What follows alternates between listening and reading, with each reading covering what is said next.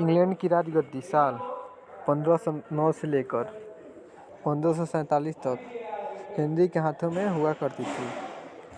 राजा Henry की कई पत्नियां और एलिजाबेथ और मेरी नामक दो बेटियां थीं। इनमें से मेरी राजा की पहली पत्नी की बेटी थी।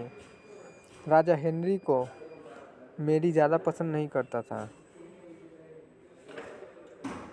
इसलिए वह उनके साथ बुरा व्यवहार करते थे। मेरी महल के नौकरों के साथ महल का काम करती थी।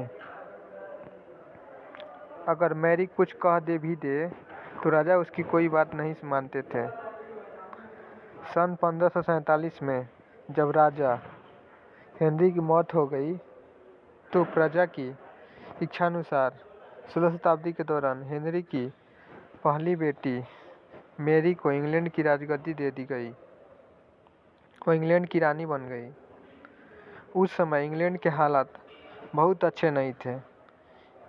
इंग्लैंड कैथोलिक और प्रोटेस्टेंट इन दो धर्मों के बीच में बट गया था।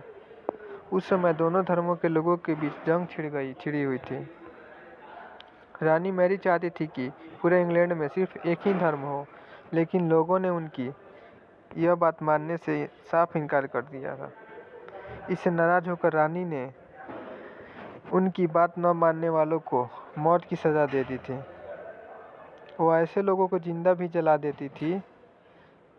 रानी मैरी की इस क्रूरता की वजह से इंग्लैंड के लोग उसे नफरत करने लगे। ऐसा भी कहा जाने लगा था कि रानी मैरी कुंवारी जवान लड़कियों के खून से नहाती थी। उसका मानना था कि उनके खून से नहाने से वह ज़्यादा दिनों तक जवान रह सकती है। कुछ सालों बाद रानी मैरी ने शादी कर ली थी। कुछ समय बाद इंग्लैंड में एक खबर आई कि रानी मैरी गर्भवती है और जल्द ही उनके राज्य को उनका नया राजा भी मिल जाएगा। यह बात से हर सभी खुश हुए, लेकिन उस समय रानी मैरी के साथ बहुत ही अजीब घटना हुई। उनके गर्भ से किसी भी बच्चे का जन्म नहीं हुआ, बल्कि कुछ ही महीनों बाद रानी मैरी का पेट फिर से सामान्य हो गया। वहाँ के ओझा लोगों ने अपने तंत्र विद्या से बताया कि रानी मैरी के गर्भ में कोई बच्चा नहीं बल्कि एक भूत आकर निवास करता है। कुछ समय बाद फिर रानी मैरी ने गर्भ से वही भूत आकर रहने लगा और वो फिर से गर्भवती हो गई।